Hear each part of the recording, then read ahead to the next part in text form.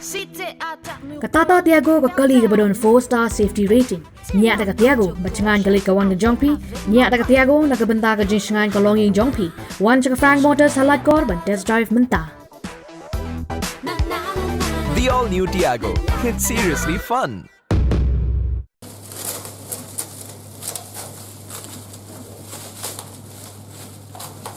We will clap our hands.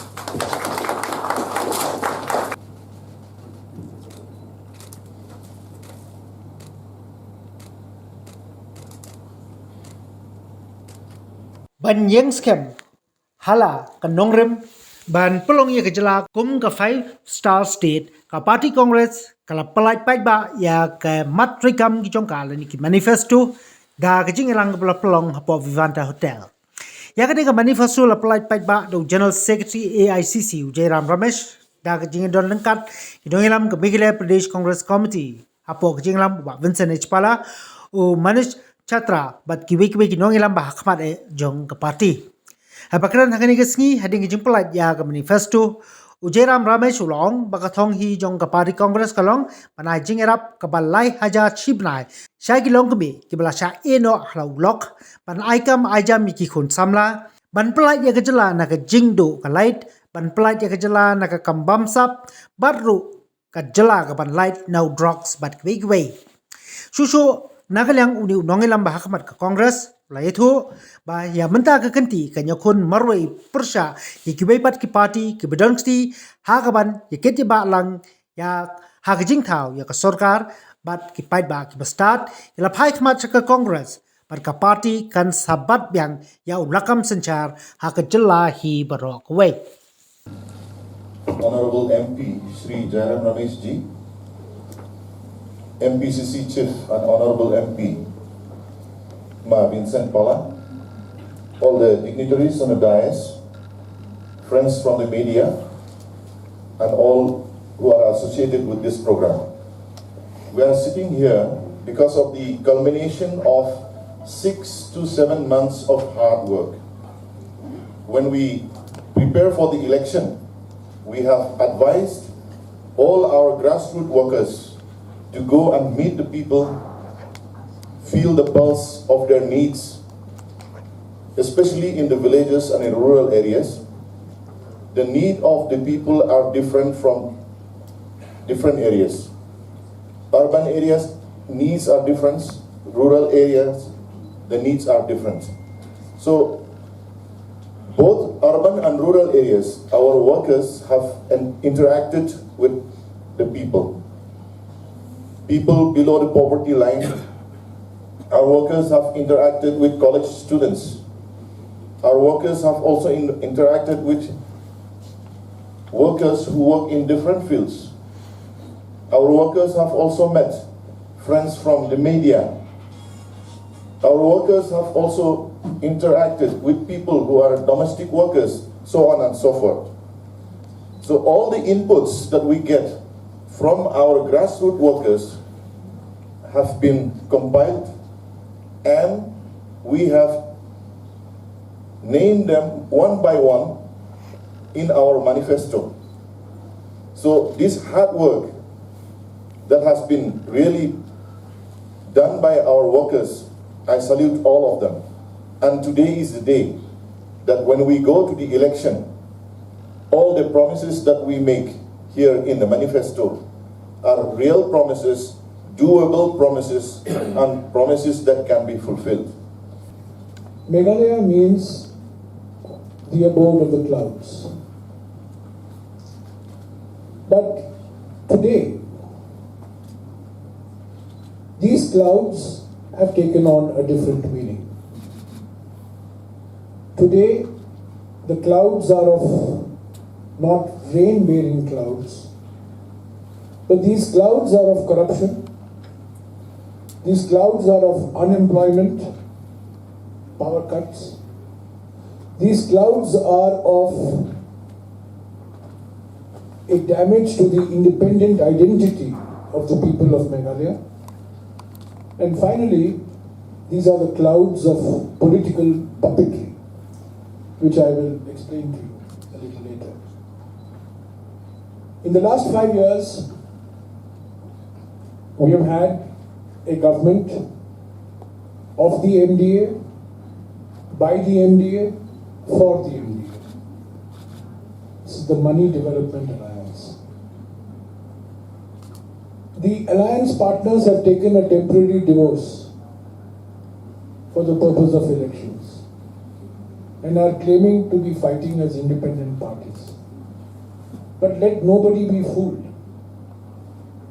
The NPP, the UDP and the BJP are all part and parcel of the same package.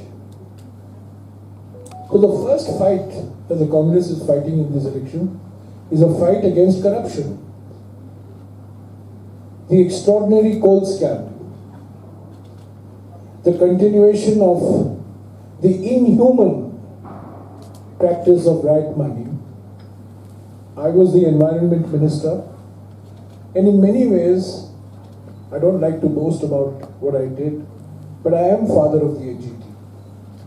I was the minister who piloted the NGT bill in Parliament and established the National Green Tribunal in April 2010.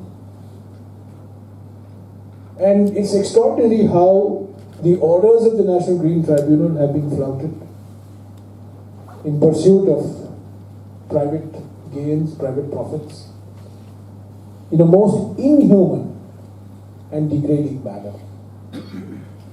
Even COVID has not been spared. We have had huge corruption in this state as the COVID pandemic raged. So this election is for ridding Meghalaya of the virus of corruption. Second, I mentioned to you unemployment, power cuts, the extraordinary spread of the use of drugs amongst the youth of the state. Meghalaya is a state blessed with extraordinarily rich natural and human resources. But in the absence of productive jobs, in the absence of infrastructure, particularly power, youth will not be able to find avenues for fulfilling their full potential. So, the second point is that these are elections to fight against the unemployment that we see, the power cuts that have become part of daily life, and the growth of a drug culture. Thirdly, when Indira Gandhi moved the bill in Parliament to establish the independent state of Meghalaya, Meghalaya was given Schedule 6 status in the Indian Constitution. And for 50 years almost, 45 years, the Congress moved heaven and earth to respect the letter and spirit of Schedule 6 of the Constitution. Knowing the special needs of the people of Meghalaya, the tribal nature of Meghalaya, the religious and ethnic diversity of Meghalaya. But that is under threat today. The identity of Meghalaya, the ethnic identity, the religious identity, the social identity, the linguistic identity is all under threat because in the name of unity, the BJP and its allies propagate uniformity. It is only the Congress party that believes not just unity in diversity, but unity through diversity. If you strengthen diversity, you strengthen unity. If you weaken diversity, you weaken unity. The BJP wants uniformity. The Congress wants unity through diversity. And finally, the fourth cloud, political puppets. There is one puppet master. He sits in Delhi. And there are puppets in different states. Here there is one puppet called the NPP. There is another puppet called the UDP. And now there is a new third puppet that has come into Meghalaya politics. JMC, not TMC, JMC. Judas Mukul Party, JMP. Be under no illusion. These are all part of the BJP's game plan.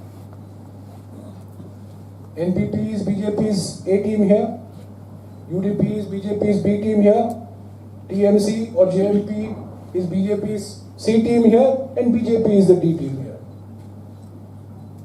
Congress is fighting a 3-party or 4-party alliance led by the BJP. BJP may not have electoral presence, but it has other presence. And you know what I mean. In spite of demonetization, there is a lot of monetization that takes place, thanks to the BJP. So the Congress party is fighting these clouds, the cloud of corruption, the cloud of unemployment, the cloud of the destruction of Meghalaya's identity, and finally, the cloud of a unholy alliance, BJP, NPP, UDP, TMC, who are all claiming to fight independently now, but mark my words, at the first opportunity, they will jump into bed together. So for the Congress, this is a watershed election. And I will give you only 2 indicators of what a transformational election this is for the Congress. Never before in any state of India, and I venture to say this because I am familiar with national politics, 47 out of 60 candidates are below the age of 45. It's never happened before in any state. It's happened in Meghalaya. 47 out of 60 candidates are below the age of 45. This is bringing youth to the fore. One advantage of the Jyllas leaving our party is that they create vacancies. And we have youngsters for the first time. And secondly, 10 out of 60 are women. No other political party in Meghalaya has given women such a heavy representation. This is a matriarchal society. This is a society in which women play a very important social and economic role and a cultural role. That is not reflected in its politics. But we are making a beginning. 10 out of 60, that is almost 17% of our candidates are women. No other political party can claim this. Mining has to be done in a humanitarian manner, and mining has to be done according to the laws of the land. I have been Environment Minister, and before that, as Commerce Minister, I have spent considerable amounts of time in Doki and all these places where coal mining takes place. I have seen initially the way coal mining was done. Later on, how it degenerated into rat hole mining. I can assure you that the Congress party will follow the laws which are there for environmentally responsible and humanitarian mining. A blanket ban on mining creates adverse consequences for employment. I, both as Environment Minister and as Minister for Power and Commerce and other ministers, I have always held this view that we must, whatever we do, whether it's mining, whether it is building, whether it is highways, whether it's roads, whether it's any infrastructure, we need infrastructure, we need jobs, but it cannot be at the cost of the environment. Meghalaya is an environmentally fragile area. We have to be extra careful in places like, you have seen what happened in Joshimath, in Uttarakhand. So we have to be extra careful in these states, hilly states particularly. And I can assure you that the Congress party will accord the highest priority to environmentally sound, environmentally sustainable economic development, which includes mining and other infrastructure projects. In Meghalaya, because of the land tenure system is totally different, the culture is totally different from Assam. So we should discuss with the Skhem, with the district council, with the villages, with all these stakeholders. It is not that a chief minister of one state sits in a 5-star hotel and another chief minister and say that we solve the problem. After they have signed the agreement, how many people have been killed? How many problems are still on? So they have not been able to solve the problem. But if you see during the Congress, we always try to see that people on both the borders works together, respects each other. Assam is a state which covers almost 3/4 of Meghalaya. So we cannot afford to fight in such a way where we have to be bloodshed all the time. We have to, that's why we said we need amicable solutions where we can push for a boundary commission. And if the commission is there, then every stakeholders in the border will get an opportunity to examine, will get an opportunity to represent their views, ideas, history, geographically, and that should be a solution. It's not sitting only for 3-4 months, visiting the politicians in the border and solve the problem. Problem has not been solved, and if we come to power, we'll have a proper solution. Thank you. You know, when we did a survey, we found that our society is deteriorating because of the family problems in our society. The only we have to bring back our society is to help the mothers. We have calculated it will cost us not more than 200 crores in a year. I can tell you from the economic point of view, as of today, only the limestone which Meghalaya is producing 50,000 tons every day. If you collect the revenue, it will cost us almost 365 crores in a day.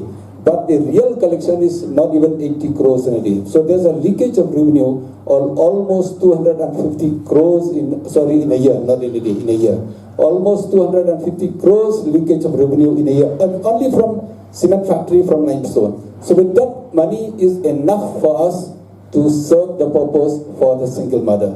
And number two, for electricity, as of today, in many of the areas, the efficiency is only 70 to 80%. 30% to 20% leakage.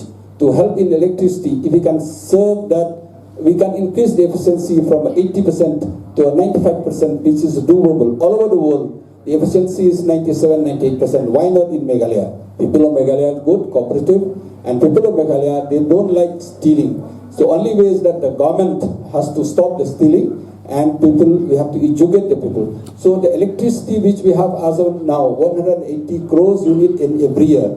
If we do with that 36 crores unit we can save. With that money we can still give for electricity. That's why we have done enough homework for all this. I agree with you, it's challenging, but it's doable, and I think we can do it more than enough. 2010, as Environment Minister, I took steps to ensure that uranium mining in Meghalaya was not opened up. Until today, that remains the case. Almost 13 years have passed by. Day before yesterday, Jitendra Singh, the minister in charge, said in Parliament that, we have rich uranium deposits in Meghalaya and we want to develop the rich uranium deposits. I kept quiet. But the fact of the matter is, this is the difference between the BJP and the Congress. That one looks upon these deposits as, something to be grabbed, something to be developed for private profit, whereas the Congress party is always always sensitive to the environmental consequences of what happens, whether it's limestone, whether it's uranium, whether it's coal. These are natural resources, but environment is equally important for the health and livelihoods of people, particularly in states like Meghalaya. The mismanagement of prominent tourist hubs, along with the lack of connectivity, are badly hurting Meghalaya's tourism industry. Is this the future we want for Meghalaya? It's time to speak up about the issues plaguing Meghalaya's development. Share your suggestions with Modi ji and become a part of Meghalaya's developmental journey. Give a missed call at 836 000 6060. This 27 February, together, let's empower Meghalaya.